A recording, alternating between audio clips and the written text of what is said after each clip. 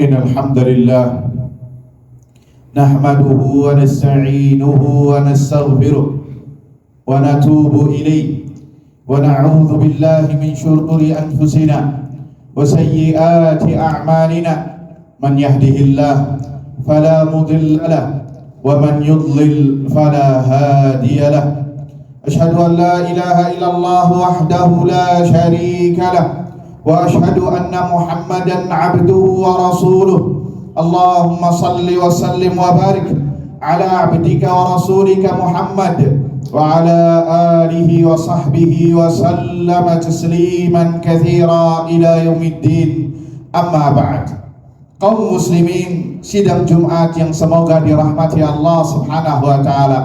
Pertama-tama khatib berwasiat kepada diri khatib pribadi dan kepada para hadirin sidang Jumat yang semoga dirahmati Allah Subhanahu wa taala agar kiranya selalu meningkatkan keimanan, ketakwaan kita kepada Allah Subhanahu wa taala dengan sebenar-benarnya, yakni dengan menjalankan perintahnya dan menjauhi segala yang dilarang, karena ini adalah bekal utama seorang hamba berjumpa kelak dengan Rabbnya.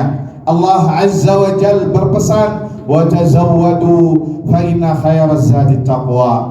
Berbekalah kalian karena sebaik-baik bekal adalah takwa.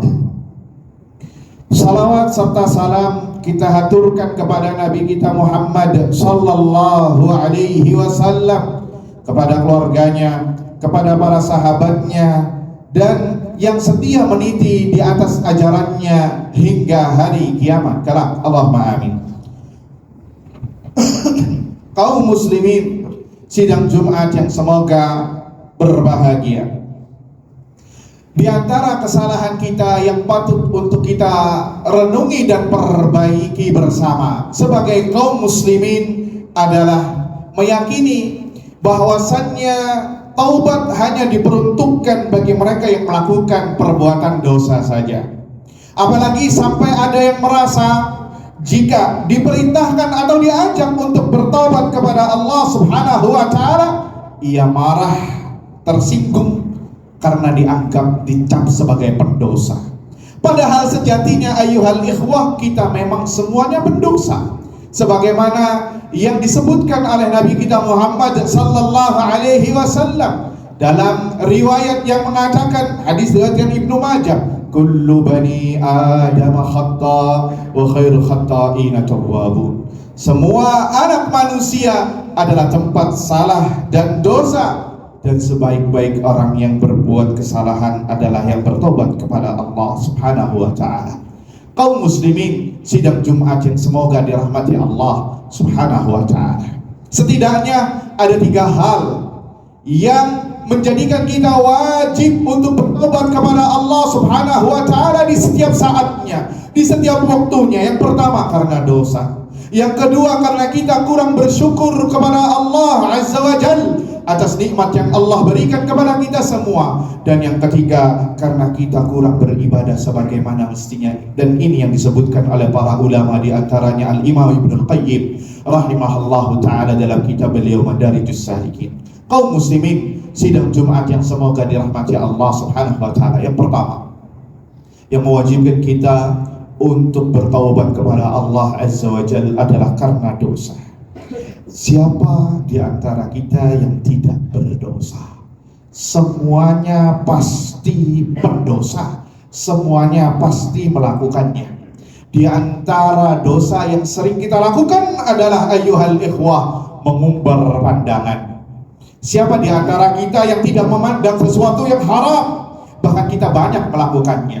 Simak sebuah ayat di dalam Al-Quran. Surat ini adalah surat Al-Madaniyah, yang artinya bahwa Allah mengajak bicara orang-orang yang beriman, bukan orang-orang musyrik. Allah mengajak para sahabat yang sudah teguh kokoh keimanannya. Apa kata Allah Azza wa Jalla dalam surat An-Nur ayat 30-31? Qul lil mu'minina yaghuddu min absarihim wa yahfazu furujahum dzalika azka lahum innallaha khabirum bima yasna'un. Kata Allah Azza wa Jalla, katakanlah wahai Muhammad kepada mereka, orang-orang yang beriman, agar mereka menahan pandangannya dan menjaga kehormatannya. Dzalika azka lahum, itu lebih suci bagi mereka. Innallaha khabirum bima yasnaun, dan Allah Maha mengetahui apa yang mereka perbuat. Wa kullil mu'minati yaghdudna min absarihinna wa yahfazna furujahun, dan katakanlah kepada wanita-wanita mukminah agar mereka menahan pandangannya dan menjauhi dan melindungi, menjaga kehormatannya. Lihat di sini ayuhal ikhwah, Allah mengajak bicara orang-orang yang beriman. Kenapa? Karena orang-orang beriman juga sama melakukan dosa. Di antara dosa yang sering dilakukan adalah mengumbar pandangan. Oleh karenanya maka Allah mengetahui gelagat kita semua. Bahkan bukan hanya pandangan saja, Allah mengetahui apa yang di dalam hati. Ya'lamu kha'inatal a'yun wa ma tukhfis sudur. Allah mengetahui pandangan mata jahat dan apa yang disembunyikan di dalam dada. Allah Azza wa Jalla tahu tatkala kita sembunyi-sembunyi memandang sesuatu yang diharamkan oleh Allah Subhanahu wa taala. Jangankan hal itu, Allah pun tahu apa yang ada di dalam hati seorang, dari penyakit hati, penyakit hasad, dengki dan lain sebagainya. Oleh karenanya maka di akhir ayat ini Allah tutup dengan firman-Nya berkenaan dengan masalah pandangan. Wa tubu ilallahi jami'an ayyuhal mu'minuna la'allakum tuflihun, dan bertobatlah kalian semua hai orang-orang yang beriman agar kalian menjadi orang-orang yang beruntung. Hadirin sidang Jumat yang semoga dirahmati Allah Subhanahu wa taala. Kita tahu sebagai contoh kasus masalah ini, kita sering memandang hal yang haram. Kita jarang terkadang melihat gambar iklan mobil kah, handphone kah, atau yang lainnya. Tapi barang dagangannya kecil, namun gambar wanita yang mempertontonkan auratnya menjadi besar, sehingga kita disuruh paksa untuk melihat hal tersebut. Kita dipaksa melihat hal-hal yang dilarang oleh Allah Azza wa Jalla. Kita buka internet, buka YouTube, buka media sosial, mungkin dalam rangka untuk mencari hal-hal yang bermanfaat. Tapi lihat, iklan yang berseliweran adalah hal-hal yang isinya adalah yang diharamkan oleh Allah Subhanahu wa taala, yang merusak hati kita. Ini baru dosa pandangan ayuhal ikhwah yang kita sebutkan. Belum lagi kalau kita lihat dosa-dosa yang dilakukan oleh anggota tubuh lainnya. Dosa lisan, ghibah, namimah, mencela, menghardik, memfitnah, berkata dusta, itu baru dosa lisan. Belum lagi dosa tangan yang dilakukan, menampar, memukul, berbuat zalim, menulis tweet-tweet atau komentar-komentar yang bisa membuat sakit hati orang lain. Ini dosa tangan. Belum dosa telinga, mendengar ghibah, mendengar namimah, adu domba, mendengar berita-berita yang tidak pantas untuk didengar. Ini dosa telinga. Kalau kita rentetkan satu persatu ayuhal ikhwah, apa yang kita lakukan, maka kita sudah mencap diri kita sebagai pendosa. Dan dari sinilah kita wajib untuk bertobat kepada Allah Subhanahu wa ta'ala. Ikhwani fiddin, azani Allah wa iyyakum. Poin yang kedua, dan ini poin yang terakhir di khutbah yang pertama, adalah yang mewajibkan kita untuk bertobat kepada Allah Azza wa Jalla karena kita kurang bersyukur, bahkan bisa jadi sampai tidak bersyukur terhadap nikmat yang Allah berikan kepada kita semua. Allah Azza wa Jalla berfirman dalam surat An-Nahl ayat 18, wa in ta'uddu ni'matallahi la tuhsuha innallaha laghafurur rahim. Apabila kata Allah kalian menghitung nikmat Allah, kalian tidak akan mampu untuk menggapainya. Innallaha laghafurur rahim. Sesungguhnya Allah Maha Pengampun lagi Maha Kasih Sayang. Nikmat yang Allah berikan kepada kita semua sangat banyak sekali. Sampai-sampai ada seorang ulama yang mengatakan, kalau Anda ingin tahu, mengetahui banyaknya nikmat Allah yang Allah berikan kepada Anda, coba ketika bangun tidur, pejamkan mata Anda. Apa yang terjadi? Anda tidak bisa melakukan aktivitas sebagai manusia. Anda mungkin akan terjatuh, salah mengambil langkah, akan terpeleset, salah mengambil barang, dan lain sebagainya, sehingga waktu yang diperlukan jadi lebih lama. Itu baru pandangan, nikmat pandangan. Namun apa yang kita lakukan? Kita jadikan pandangan ini untuk bermaksiat kepada Allah Azza wa Jalla. Na'udzubillahi min dzalik. Benar apa yang Allah katakan tentang kita semua. Innal insana lazalumun kafar. Sesungguhnya manusia itu benar-benar zalim dan benar-benar kufur terhadap nikmat Allah Azza wa Jalla. Bahkan Allah mengatakan di dalam surat yang mungkin semuanya sudah hafal, di dalam surah Al-Adiyat ayat 6, innal insana li rabbih lakanud. Sesungguhnya manusia itu benar-benar ingkar, tidak berterima kasih kepada Allah Azza wa Jalla. Allah memberikan kepada kita kenikmatan yang banyak. Kata Al-Imam Al-Hasan Al-Basri rahimahullahu ta'ala mengatakan, manusia itu cepat sekali mengingat musibah dan lupa akan kenikmatan-kenikmatan. Sebagai contohnya, dalam 1 tahun kendaraan yang Anda gunakan selalu lancar, tidak ada masalah.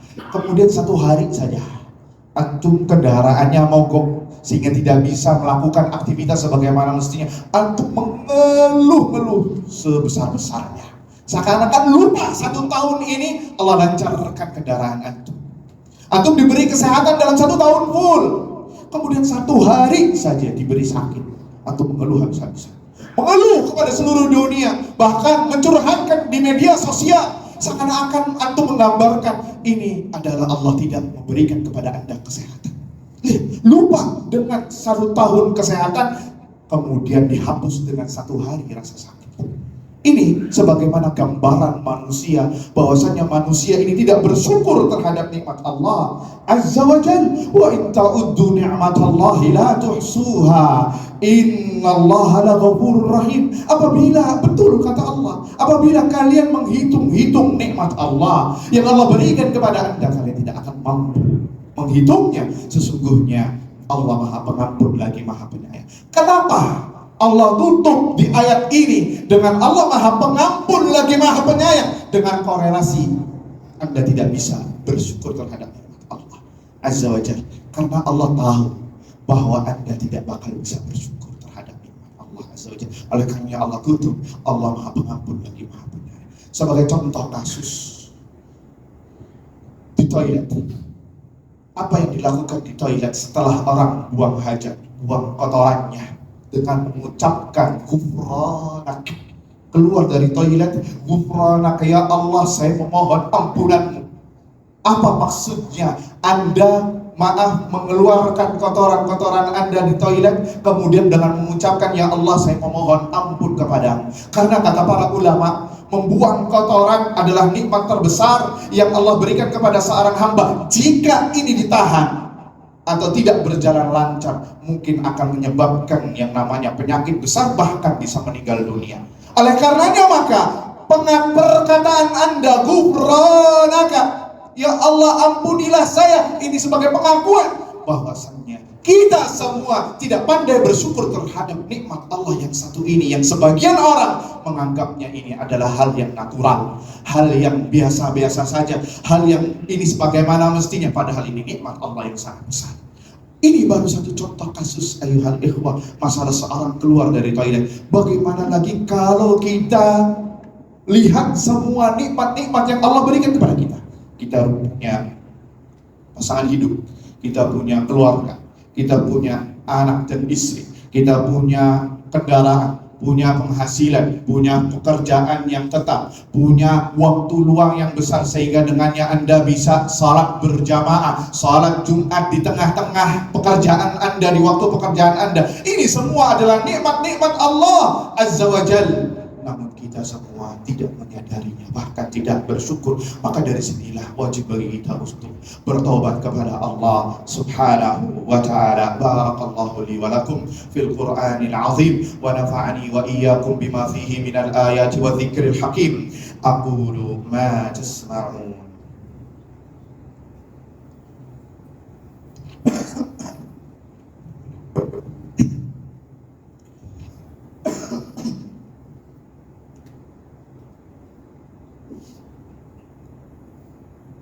Alhamdulillahi Rabbil Alamin, wabihi nasta'inu ala umuri dunya wad din, wassalatu wassalamu ala ashrafil anbiya'i wal mursalin, habibina wa nabiyina Muhammadin sallallahu alaihi wasallam wa ala alihi wa sahbihi wa sallama tasliman katsira ila yaumiddin. Amma ba'd. Alasan yang ketiga, dan ini yang kita tutup, yang terakhir dari khutbah ini adalah yang menyebabkan, yang menjadikan kita wajib untuk bertobat kepada Allah Subhanahu wa taala adalah kita kurang beribadah sebagaimana yang diinginkan Allah dan Rasulnya sallallahu alaihi wasallam. Kita kurang beribadah sebagaimana mesti. Kalaupun beribadah tidak maksimal sebagaimana yang diinginkan Allah Subhanahu wa taala. Oleh karenanya maka tatkala salat kita diperintahkan untuk membaca istighfar. Karena apa? Sebagai pengakuan kita banyaknya kekurangan dalam salat yang kita lakukan. Allah Azza wa Jalla berfirman, "Aqimis salata li dzikri," dalam surah Thaha ayat 14. Tunaikanlah salat, dirikanlah salat dalam rangka untuk mengingatku, kata Allah Azza wa Jalla. Lihat, kita diperintahkan untuk mendirikan salat dalam rangka untuk mengingat Allah Subhanahu wa taala. Namun kenyataannya kita tidak mengingat Allah Azza wa Jalla dalam salat kita.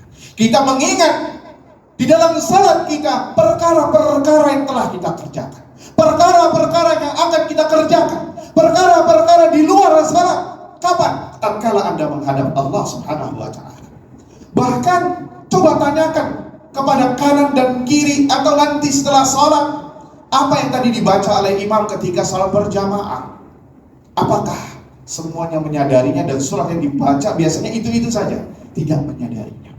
Bahkan di dalam khutbah Jumat yang sekarang kita sedang beribadah kepada Allah, coba tanyakan tadi imam khatib mengatakan tentang apa? Kebanyakan kita mikirnya kemana-mana. Ini menunjukkan ayuhal ikhwah bahwasanya kita beribadah tidak sebagaimana yang diinginkan Allah dan Rasulnya. Kalaupun beribadah tidak maksimal, banyak sekali kekurangannya. Imam salah pun tidak ditegur. Imam rokaatnya lebih pun tidak ditegur. Kenapa? Kita bagaikan robot mengikuti gerakan imam. Tidak ada rohaniahnya, tidak ada ruh dalam salat kita. Sehingga wajar kalau salat kita menjadikan kita tidak menjauhi perbuatan keji dan mungkar.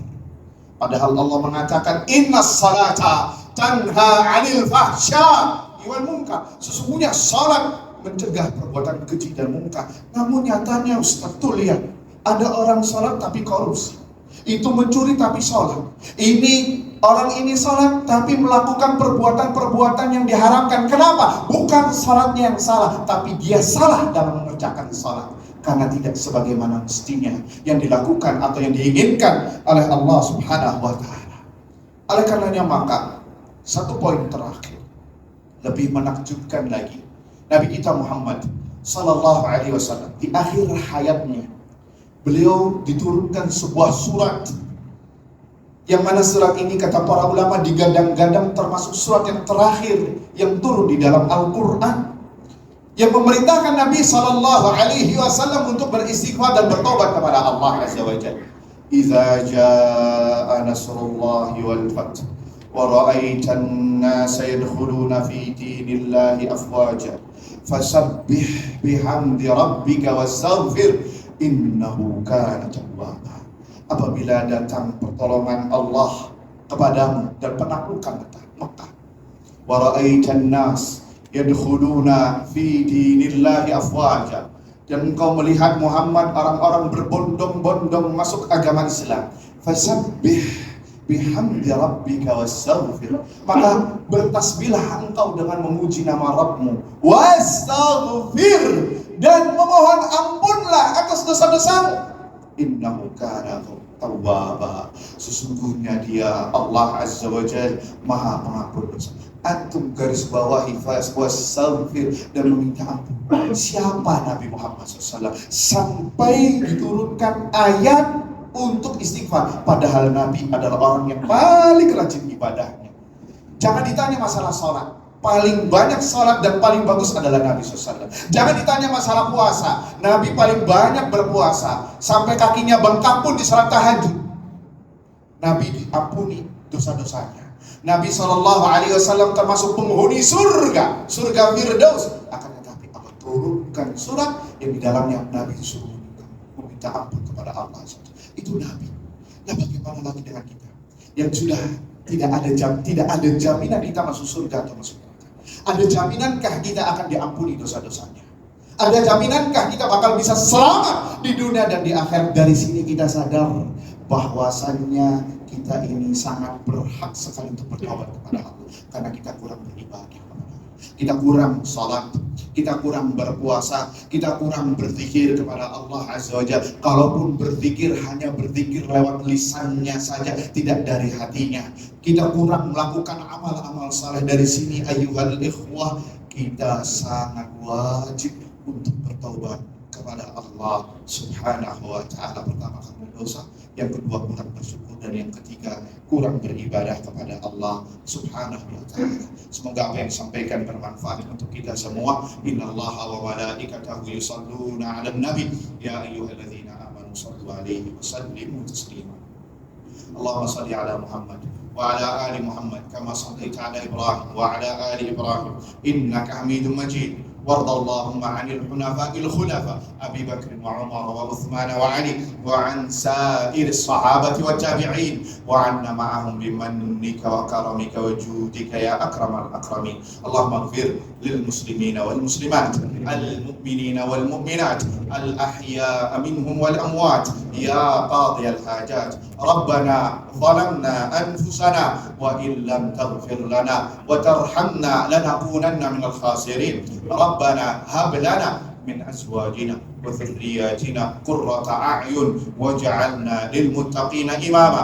ربنا آتنا في الدنيا حسنة وفي الآخرة حسنة وقنا عذاب النار. وصلى الله على نبينا محمد والحمد لله رب العالمين. أقيموا الصلاة.